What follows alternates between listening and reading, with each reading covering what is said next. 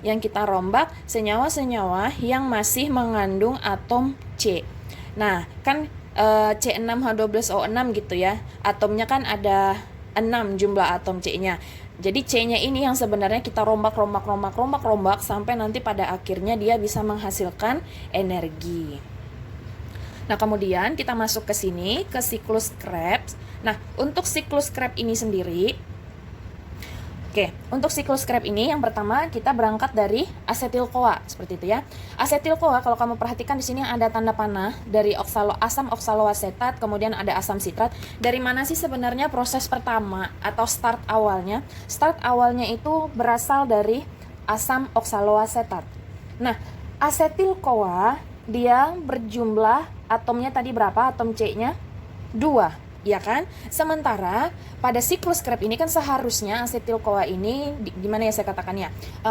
Atom C-nya itu kita rombak menjadi kecil, akan tetapi di sini asam sitrat justru malah atom C-nya kembali lagi dia menjadi 6. Nah, di sini 2, di sini ada 6. Karena ini adalah startnya, jadi asam oksaloasetat dia itu mengandung 4 atom C. Nah, proses pertamanya tadi saya katakan adalah si asetil-CoA itu berikatan dengan asam oksaloasetat. Lalu kemudian proses mereka berikatan, ini tanda panahnya ya, membentuk yang namanya itu asam sitrat. Nah, asam sitrat ini jumlah atom C-nya dia ada 6. Lalu kemudian asam sitrat diubah menjadi asam isositrat. Sudah? Nah, asam isositrat ini namanya aja iso ya, hampir sama dengan isomer, sama. Sebenarnya asam sitrat dengan asam isositrat itu sama, dan di sini jumlah atom C-nya juga ada 6. Nah, terus kemudian pada saat pengubahannya di sini ya, di sini terjadi penggunaan H2O, kan tetapi langsung juga dia dikembalikan H2O-nya. Kemudian asam isositrat yang jumlahnya tadi atom C-nya ada 6, terus kemudian kita ubah dia menjadi asam alfa ketoglutarat.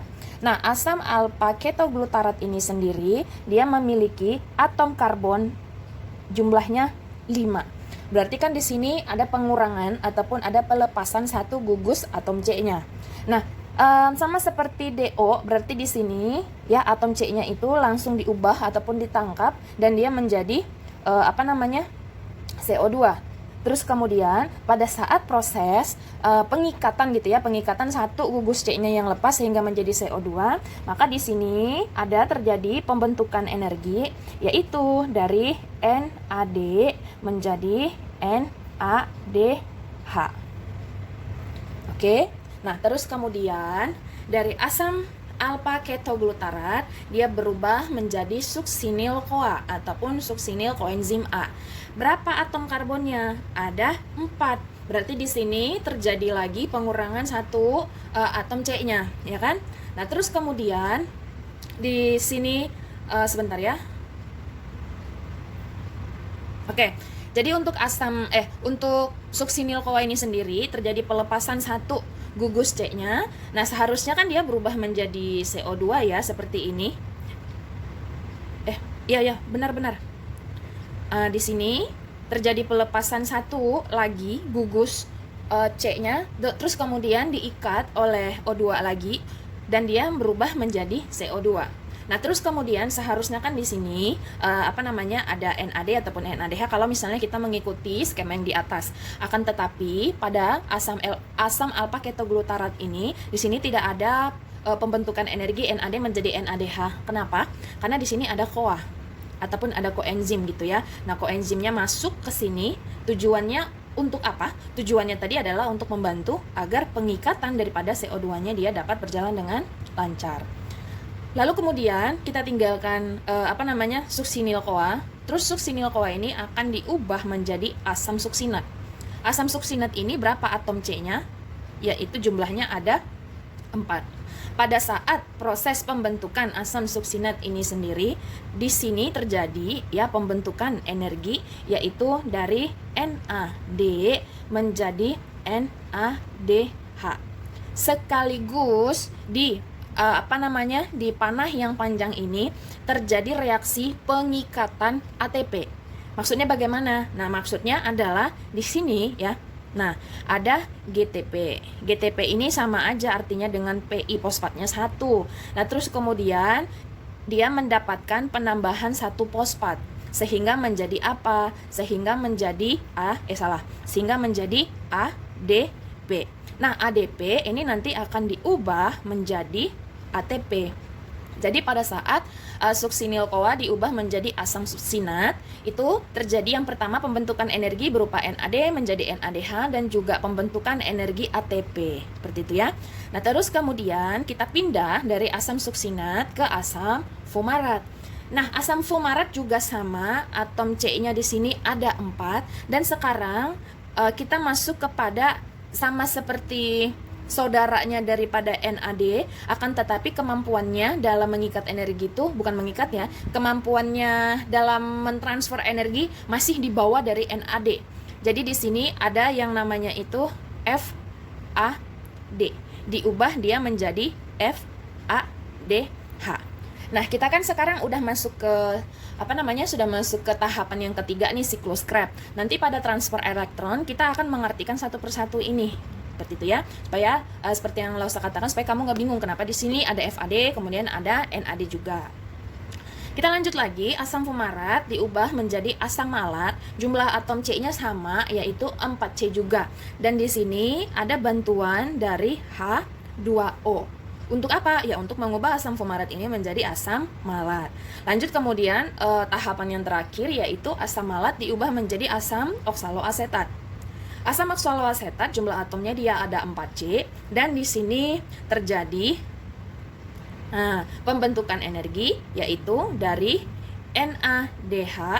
dari NAD menjadi NADH. Seperti itu ya. Dari NAD menjadi NADPH. Sekarang kita masuk kepada bagaimana reaksi sederhana daripada siklus Krebs ini sendiri. Kita masuk kepada reaksi sederhana dari siklus Krebs. Reaksinya adalah kita startnya dari sini, asetil-CoA ya. Berarti rumusnya adalah asetil-CoA ditambah dengan asam oksaloasetat, terus kemudian asam oksaloasetatnya. Nah, terus kemudian di sini dia berubah menjadi 6 NADH ditambah dengan 2 FADH ditambah dengan 2 ATP dan ditambah dengan 4 CO2. Reaksi sederhananya adalah asetil-CoA ditambah dengan asam oksaloasetat menjadi 6 NADH ditambah dengan 2 FADH ditambah dengan 2 ATP dan ditambah dengan 4 CO2. Dari mana-mana aja datangnya angka-angka ini semua. Hampir sama seperti dekarboksilasi yang tahapan sebelumnya terjadi berapa kali? 2 kali. Dan siklus Krebs pun terjadi sebanyak 2 kali juga. Kenapa? Karena jumlah asetil-CoA-nya dia ada 2. Maka asam oksaloasetatnya juga harus 2. Sekarang kita hitung. Di sini katanya NADH-nya ada 6. Kita potong 2 berarti dia 3. Ada berapa jumlah NADH-nya di sini? Yang pertama pada pengubahan asam isositrat, lanjut kemudian pada proses pengubahan suksinil-CoA menjadi asam suksinat, dan yang terakhir ketiga adalah pengubahan asam malat menjadi asam oksaloasetat. Nah, jumlahnya ada 3 untuk 1 kali putaran. Ya kan? Nah, kita lanjut lagi. Sekarang kita masuk kepada FADH. Dari sekian prosesnya, ya kan? Dari semua ini prosesnya, FADH itu adanya di mana? FADH itu hanya terdapat pada pengubahan asam suksinat menjadi asam fumarat. Hanya ini saja dia, ya kan? Jadi jumlahnya berapa? 1 kali untuk 1 kali putaran. Sekarang kita masuk kepada ATP. Tadi kan di reaksi ini sengaja lo tekankan pada pada suksinil-CoA ini ada panah panjang karena di sini terjadi 2 reaksi, yaitu pembentukan NAD menjadi NADPH dan juga pembentukan ATP. Nah, berarti kan di sini ada 1 ATP gitu kan, ada 1 ATP. Karena dia 2 kali, kita tulisnya menjadi 2, dan CO2-nya katanya ada 4. Sekarang kita hitung ada berapa jumlah CO2-nya. Yang jelas CO2 kalau untuk sebelah kiri ini nggak ada, ya kan? Berarti kita hitung dia dari sini. Berarti mulai dari pengurangan 1 gugus C-nya pada asam isositrat, dan lalu kemudian terdapat juga pada asam alpha ketoglutarat. Jadi dia ada 1, terus kemudian yang kedua jumlahnya ada 2 untuk 1 kali putaran. Nah, jadi untuk reaksi sederhana daripada proses siklus Krebs ini sendiri kira-kira seperti ini. Lalu saya ulangi sekali lagi. Asetil koenzim A berikatan dengan asam oksaloasetat diubah menjadi 6 NADH ditambah dengan 2 FADH ditambah dengan 2 ATP dan ditambah dengan 4 CO2. Nah, jadi dari dari ketiga proses itu semua, dari ketiga proses yang berlangsung secara aerob. Kita kan sekarang masih berada pada fase aerob gitu ya. Nah, dari ketiga fase aerob ini, mulai dari glikolisis, kemudian dekarboksilasi oksidatif, dan yang terakhir adalah siklus Krebs. Ketiga-tiganya ini adalah tujuannya adalah untuk merombak atau bukan menghancurkan gitu ya, untuk merombak atau mengubah, mengecilkan juga bisa gugus atom C. Karena pada dasarnya ya kan C6H12O6 ini adalah rumus kimia untuk glukosa, yang kita rombak itu adalah yang ininya, yang C6-nya itu. Nah, kalaupun pada siklus Krebs seharusnya kan C-nya kecil gitu ya kan, tetapi pada siklus Krebs hasil akhirnya hanya menjadi 4 atom C. Nah, tetap nanti kita akan lanjutkan kepada transport elektron. Nah, reaksi yang terjadi pada transport elektron ini adalah reaksi yang sangat berbeda dibandingkan dengan ketiganya. Karena di sini kita benar-benar kayak menghitung, menjumlahkan, mengkonvert juga semua energi yang dibawa dari glikolisis, dekarboksilasi, dan juga siklus Krebs. Oke, jadi sekarang kita langsung masuk kepada transport elektron. Oke, jadi kita lanjutkan kepada fase yang terakhir atau tahapan yang terakhir pada reaksi aerob, yaitu transport elektron. Kamu bisa lihat ini skemanya ataupun siklusnya itu sangat panjang, dan inilah yang akan kita pelajari atau kita artikan satu persatu untuk bisa mendapatkan elektronnya sendiri. Tujuan daripada transport elektron ini adalah untuk mengartikan semua jenis energi yang tersimpan di dalam setiap reaksi, dan nanti akan kita convert atau akan kita setarakan semuanya harus menjadi ATP. Karena energi berupa FAD seperti ini ataupun energi berupa NADH seperti ini adalah energi yang tersimpan di dalam tubuh, akan tetapi belum bisa kita pergunakan. Kenapa belum bisa dipergunakan? Karena ini adalah elektron tinggi, ini juga elektron tinggi. Elektron rendahnya mana? Elektron rendahnya itu adalah berupa ATP. Seperti itu ya. Jadi kita lanjutkan. Nah, sengaja pada transport elektron ini sendiri bentuknya agak melebar sebuat karena memang harus kelihatan semua skemanya seperti ini. Seperti itu ya. Jadi kita bahas satu persatu. Nah, transport elektron, kalau kamu perhatikan di sini, justru bahan ataupun materi yang dibawa ke transport elektron ini bukan merupakan misalnya seperti pada pada siklus Krebs kan ada asam oksaloasetat, asam fumarat, dan kemudian ada juga asam alpha ketoglutarat ya. Bukan jenis-jenis asam itu yang kita bawa, akan tetapi yaitu NAD dan juga FAD. Nah, terus kemudian satu hal yang diperlukan di dalam transport elektron ini sendiri adalah kamu perhatikan panah-panahnya ini semua, karena panah ini mengandung arti kemana nanti dia perginya. Seperti itu. Oke, jadi kita langsung mulai aja dari tahapan yang pertama. Nah, transport elektron, perhatikan baik-baik. Untuk transport elektron ini, berarti di sini saya tuliskan dulu elektron yang dibawa ke dalam transport elektron adalah NAD dan juga FAD. Salah di sini harus ada H-nya. Kemudian kedua-duanya ini NAD dan juga FAD nanti harus bisa dikonvert semuanya menjadi ATP. Apa kepanjangan daripada ATP? ATP kepanjangannya adalah adenin trifosfat. Ya, adenin trifosfat.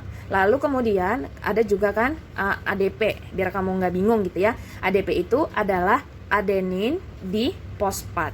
Lalu kemudian kan ATP ini adalah 3 apa? 3 fosfat maksudnya, seperti itu ya. ATP itu adalah 3 atom fosfat. Lalu kemudian ADP itu adalah 2 atom fosfat. Nah berarti kan harus ada 1. Nah kalau 1, ada aja 1 buku nanti yang buat dia menjadi GTP, atau lebih simpelnya lagi adalah PI. Nah dari tadi kan sebenarnya yang lo usah buat itu adalah PI. PI itu maksudnya adalah langsung aja 1 gugus fosfatnya. Oke, jadi elektron atau NADH berupa NADH dan juga FADH ini harus bisa kita ubah dia menjadi ATP. Bagaimana prosesnya? Kira-kira bagaimana prosesnya? Maka prosesnya yang terjadi, yang pertama kita beranjak dari NADH dulu. Dari sini ya, kita beranjak dari NADH. Nah, sebelum saya lupa, mulai dari sini nanti sampai kepada ujungnya, reaksi transport elektron ini adalah sebuah reaksi sebuah reaksi oksidasi reduksi.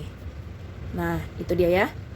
Oksidasi reduksi. Jadi dimulai dari sini nanti sampai ke fase yang terakhir di sebelah sini. Yang kita bahas adalah oksidasi.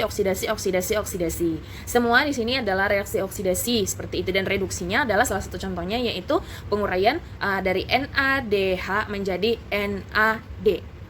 Reaksi oksidasi adalah NAD+ diubah menjadi NADH. Oke ya. Nah, terus kemudian kita mulai. Jadi di sini itu adalah reaksi oksidasi. Semua lingkaran-lingkaran ini maksudnya adalah oksidasi. Nah, yang mengoksidasi si NAD+ ini menjadi NADH ya, itu siapa? Ya kan, yang mengoksidasinya di sini. Perhatikan baik-baik. Saya lompat ke poin yang ketiga. Nah, sudah COQ atau di sini disebut juga dia sebagai kuinon. Nah, kita bisa bilang dia menjadi COQ ataupun kuinon. Jadi NADH di sini dia dioksidasi oleh si kuinon ini. Kenapa di sini dilangkahi FADH-nya? Karena yang ingat elektron yang diubah di sini kan ada 2, NADH dan FADH. Jadi di sini kalau misalnya kita beranjak dari NAD, berarti NAD-nya ke kuinon. Terus kemudian ke sini, dan kemudian nanti setelah selesai maka kita akan masuk kepada FADH. Nah, FADH di sini dia sudah punya, terus nanti lanjut ke sini. Jadi prosesnya seperti itu. Jadi bukan NAD ke FADH, FDDH lagi. Bukan NAD ke FADH, akan tetapi NAD ke kuinon. Nah, kemudian dari sini ya kan dioksidasi oleh si kuinon ini, dan di sini tuh terjadi proses apa yang saya katakan ya, pembentukan energi. Nah, terjadi proses pembentukan energi. Kenapa? Karena NAD ini adalah elektron yang memang kandungan ATP-nya itu sangat tinggi.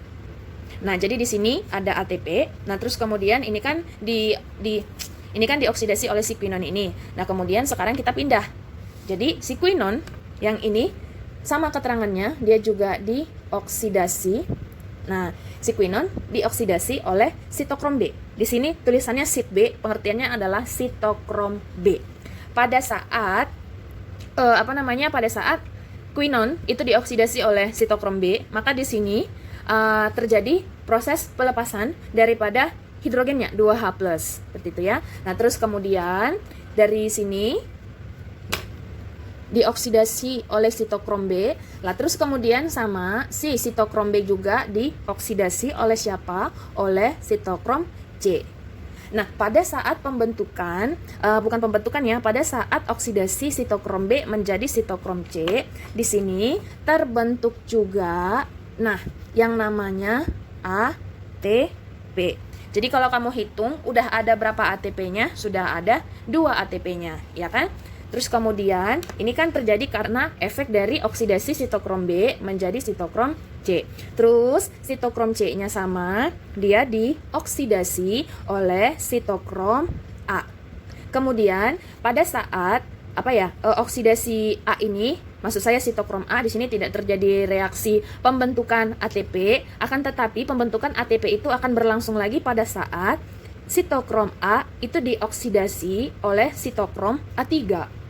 Nah, jadi pada proses pembentukannya di sini terbentuk lagi sebuah energi yang baru. Oksidasi ini kan maksudnya adalah memecah gitu ya. NAD-nya dipecah menjadi yang lebih kecil lagi sehingga apa? Proses pemecahannya ternyata dihasilkan ada sejumlah ATP mulai dari ATP pertama, ATP kedua dan kemudian ATP yang ketiga. Kemudian, saya lupa di sini tuh harus ada tulisan ADP. Di sini juga harus ada tulisan ADP, sama di sini juga ada tulisan ADP. Atau dengan kata lain, setiap kali proses pembentukan ATP, ini kan panah ATP-nya ada 3, berarti ADP di atasnya juga dia harus ada 3. Kenapa? Karena pada saat oksidasi, sehingga di sini dia bisa berubah menjadi ATP, itu dikarenakan ada pelepasan satu daripada gugus fosfat. Nah, pada saat proses oksidasi, lepas satu gugus fosfatnya, maka ditangkap oleh ADP, terus kemudian diubah dia menjadi ATP. Sama, ini itu prosesnya sama. Kita lanjut lagi. Nah, sekarang kita masuk kepada yang terakhir. Sitokrom A3, ini A3 ya. Sitokrom A3 dia pun dioksidasi oleh siapa? Dioksidasi oleh O2. Seperti itu ya. Dia dioksidasi oleh O2, akan tetapi dari proses oksidasinya ternyata yang dia butuhkan itu hanyalah setengah O2-nya saja. Makanya ada di sini. Tapi kalau misalnya satu NAD ini dia memang membutuhkan 1 molekul O2, maka ini tidak akan dituliskan. Ini tuh maksudnya adalah sisanya. Nyisa gitu. 1 molekul ternyata masih nyisa lagi setengahnya. Nah, lalu kemudian keluarlah dia hasilnya, ya kan? Nah, ini kayak hasil samping daripada proses perombakan NADH-nya tadi. Terus O2-nya kita tarik ke bawah seperti ini, ya kan? Masih ada setengah lagi. Apa ya saya katakan oksigennya, ya kan? Nah, setengahnya itu dia akan turun ke sini, lalu kemudian dia akan diubah menjadi H2O. Ini kan O2 gitu ya. Nah, kenapa bisa menjadi H2O padahal kan cuma setengah doang gitu ya, cuma setengah O2. Nah, tadi dari quinon dioksidasi oleh sitokrom B, di sini kan terjadi pelepasan. Sudah terjadi pelepasan 2 hidrogen, 2H+, dan 2H+-nya ini akan ditransfer ke sini. Nah, atau kayak ditarik dia oleh siapa? Ditarik oleh si setengah O2 ini. Supaya apa? Supaya menjadi hasil samping. Nah, supaya menjadi hasil samping seperti itu. Jadi itulah dia yang terjadi pada proses NADH. Saya ulangi sekali lagi, dari NADH ini dia dioksidasi oleh quinon dan kemudian proses oksidasinya ini menghasilkan satu energi. Lalu kemudian quinon dioksidasi oleh sitokrom B. Di sini ada pelepasan 2H+, terus kemudian sitokrom B-nya dioksidasi oleh sitokrom C. Terus kemudian di sini juga terjadi pembentukan daripada ATP.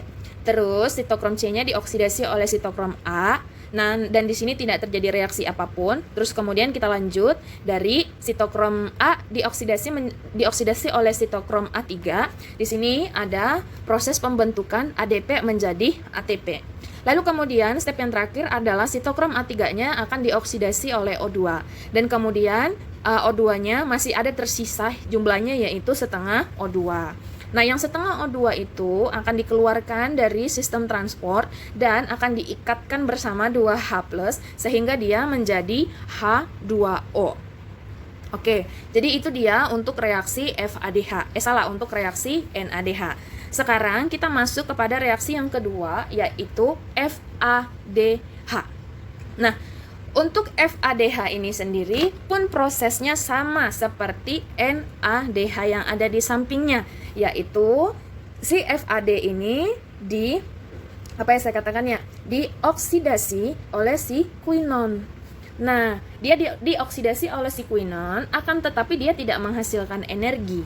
Jadi, itulah tadi waktu di siklus Krebs, kalau nggak salah kan ada Lausa katakan yang lebih tinggi energinya dibandingkan keduanya ini, NADH ataupun FADH adalah NADH. Karena pada fase pertama perombakan aja, NADH ini dioksidasi oleh si quinon, dia bisa menghasilkan ATP. Sementara pada FADH ini sendiri, ketika dioksidasi oleh si quinon, dia tidak menghasilkan energi apa-apa. Seperti itu. Nah, terus kemudian kita kan tadi dari FAD pindah ke quinon dan sekarang kita pindah lagi ke sampingnya. Nah, yang di sini kan dioksidasi nih, dioksidasi ke mana namanya? Ke sitokrom B, sama ada pelepasan 2H plusnya juga.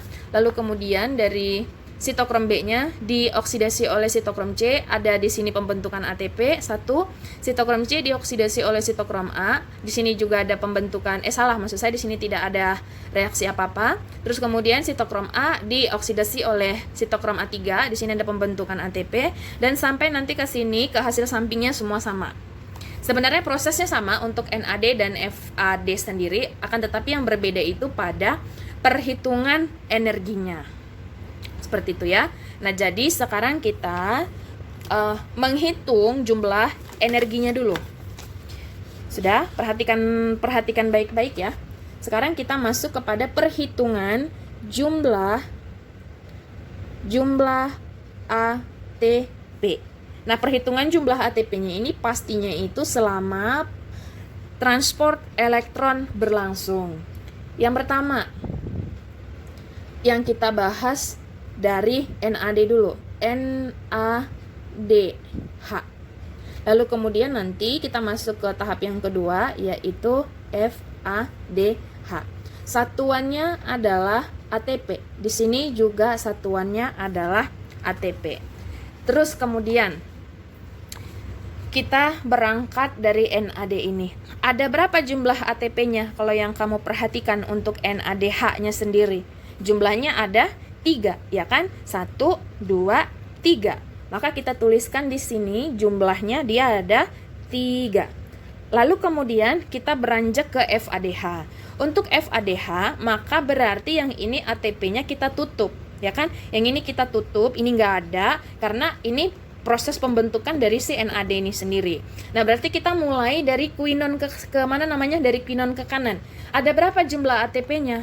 Jumlah ATP-nya ada 2. Nah, jadi perhitungan jumlah ATP-nya ya, untuk satu NADH itu setara dengan 3 ATP dan untuk 1 FADH itu setara dengan 2 ATP.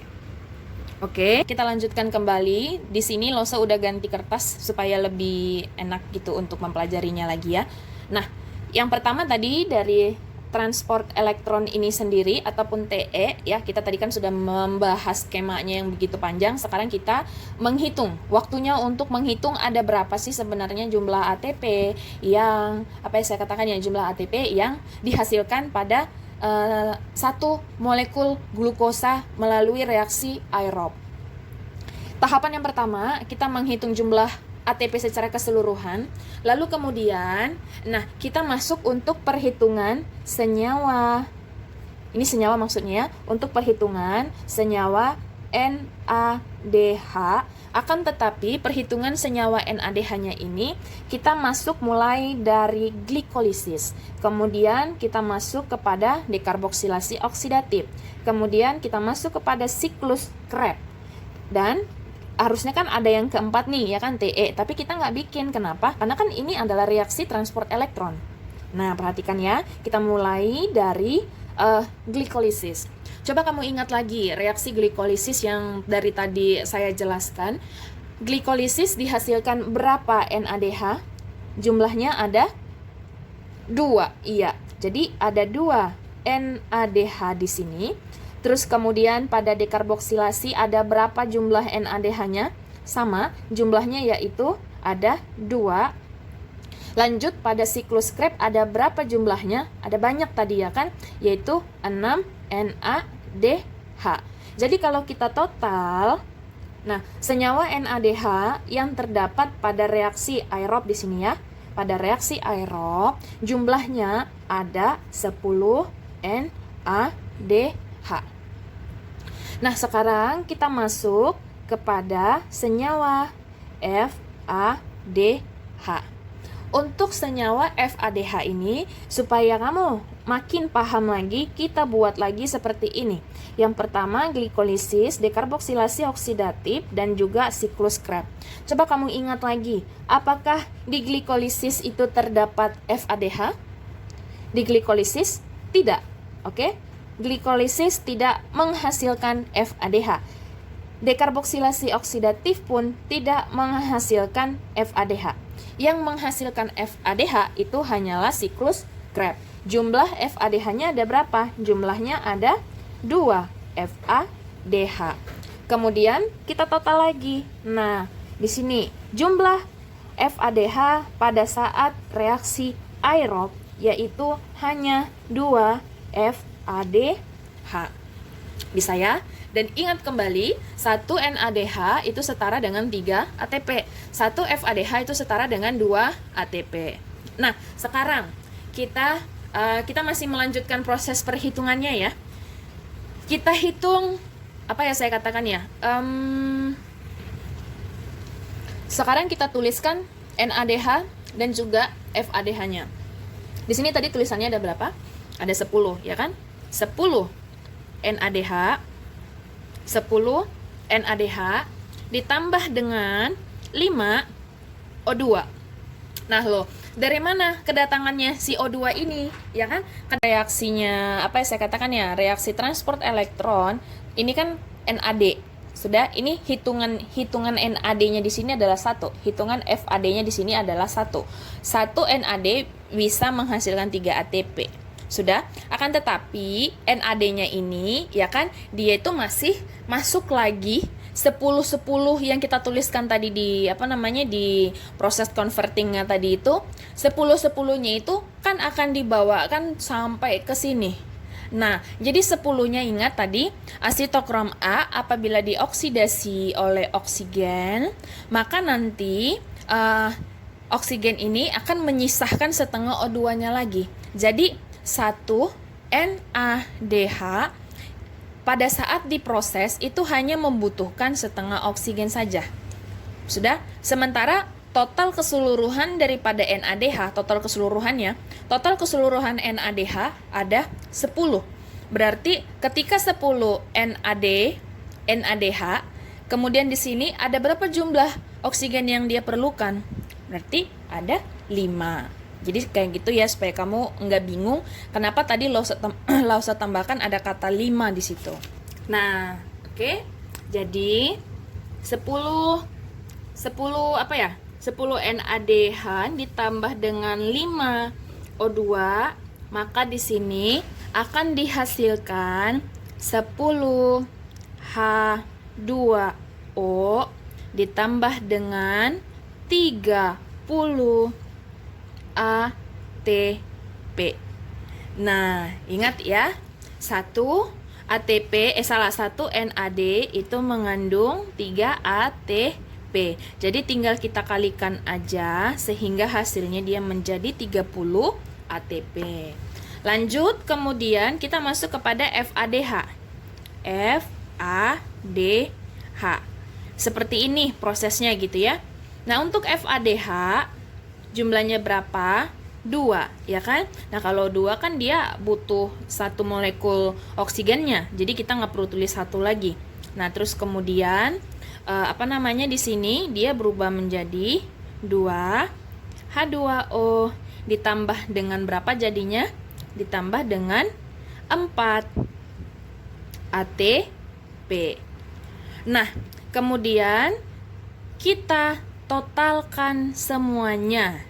Kita tambahkan, inilah transport elektron ataupun pengartian elektron yang berhasil dilakukan oleh si tahapan ini dari semua glikolisis, dekarboksilasi, dan siklus Krebs.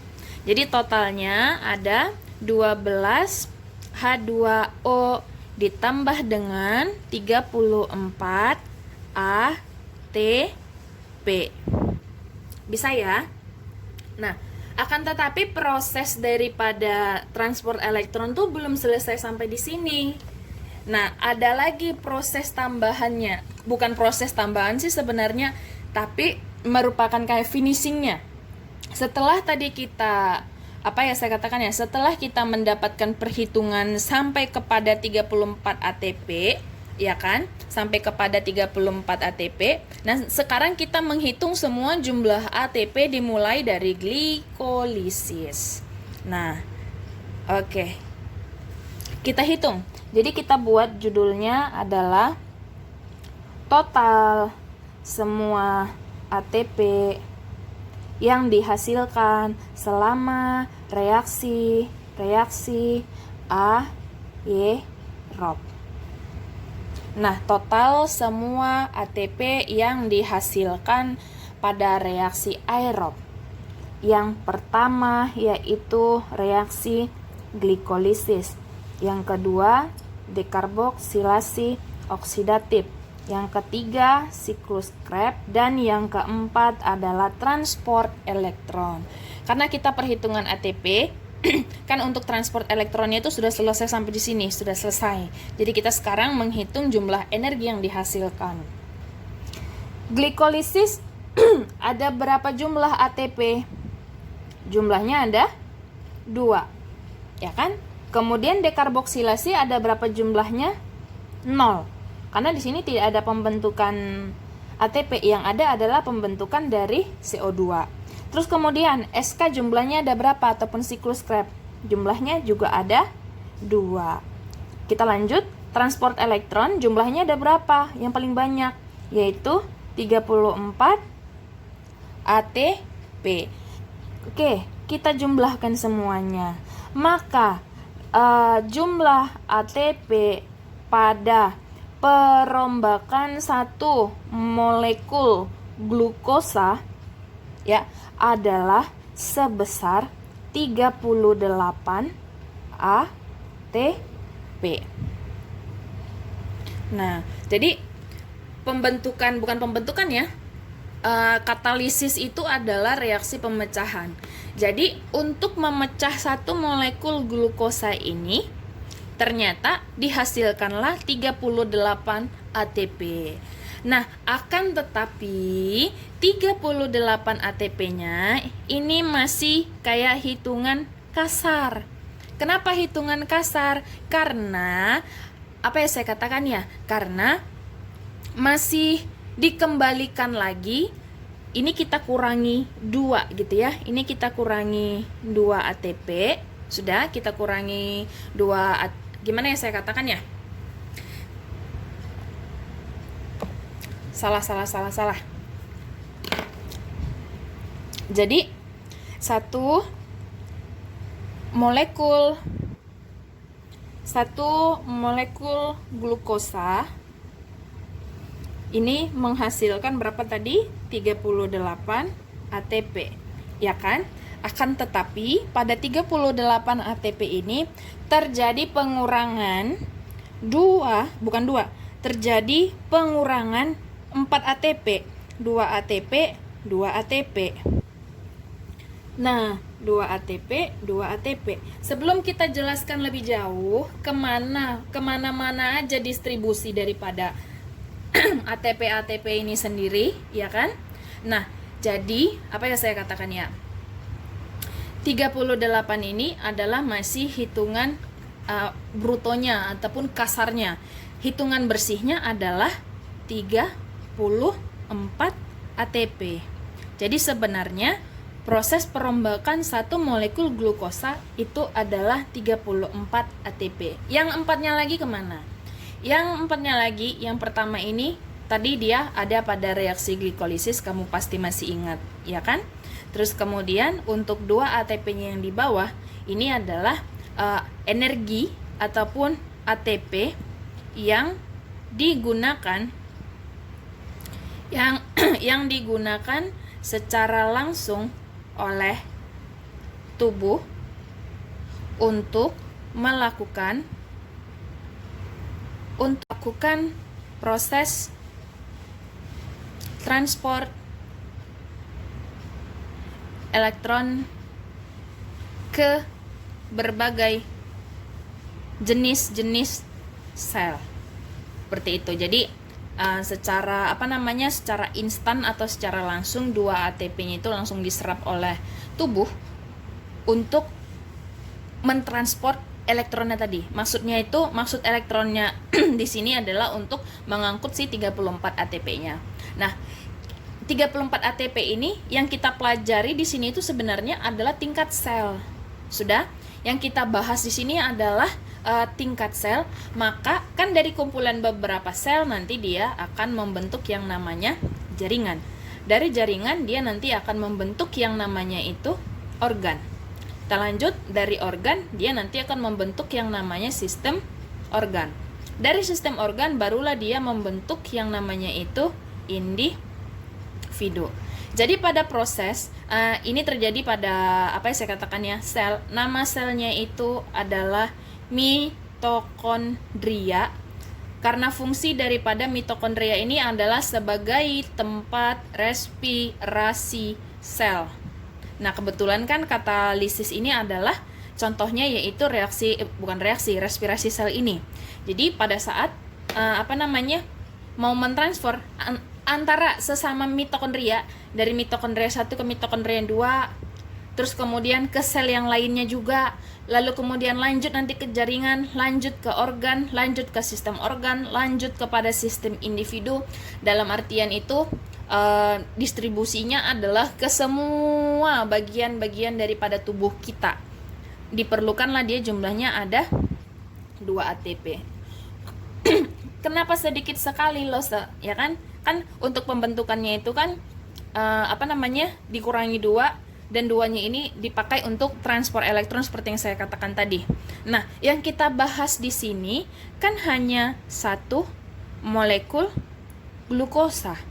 Sementara durasi kita 24 jam, ada berapa banyak makanan yang kita konsumsi? Baik makanan, baik minuman, atau mungkin obat-obatan, atau mungkin apapun itu. Ya kan? Nah, jadi semua yang kita konsumtif di dalam tubuh kita, yang kita masukkan ke dalam tubuh kita, itu semua nanti akan dirombak oleh sel mitokondria ini. Ada berapa banyak mitokondria di dalam tubuh kita? Banyak. Sudah, saking banyaknya makanya bisa membentuk jaringan. Saking banyaknya kita ikuti semua makanya bisa membentuk tubuh kita sendiri.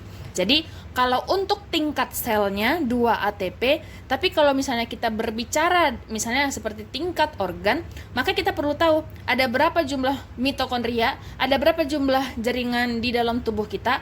Lalu kemudian kita harus hitung lagi.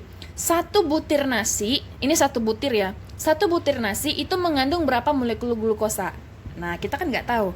Yang saya katakan tadi 1 butir loh. Sementara kita makan aja 1 sendok makan, kita nggak tahu berapa butir itu. Itu 1 sendok, belum 1 piring.